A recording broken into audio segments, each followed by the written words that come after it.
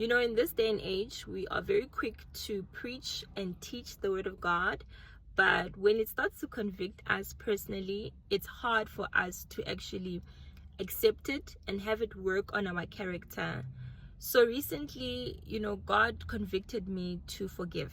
I had entered into a business agreement with two other ladies, and the business deal ended up going sour, and I felt wronged by them because they took my intellectual property and used it as their own and didn't give credit where it was due.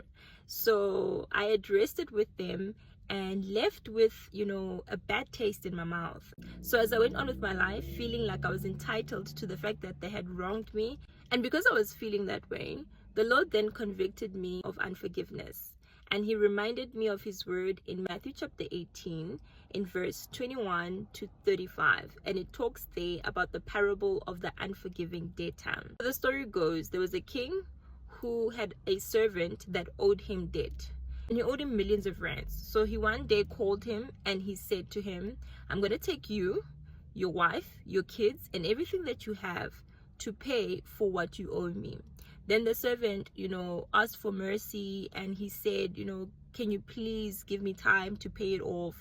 And because the servant was humble and, he asked for mercy, the king then scrapped all of his debt and he said, it's okay, you can just go on with your life. You no longer owe me anything. As that unforgiving debtor left the king, he then remembered that actually there's another servant that owes me money.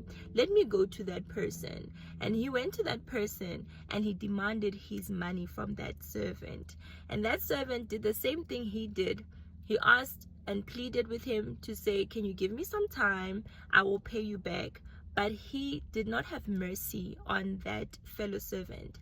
As he was demanding his money back, the other servants saw what he was doing, and they went to the king and they told the king that the very same person that you just forgave and scrapped the debt from them is demanding their money from the other servant, and they don't want to be as merciful as you are or as you were to them.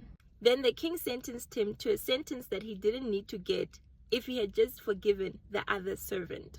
So that really convicted me to forgive. It took me some time, I don't want to lie. It took me time to just say, it is what it is. They wronged me, they took my intellectual property and used it as their own. I've learned lessons from that. I've learned how to guard my intellectual property better moving along, and also not just to trust people that I have been familiar with for years. A person can change up any minute, but it's so important to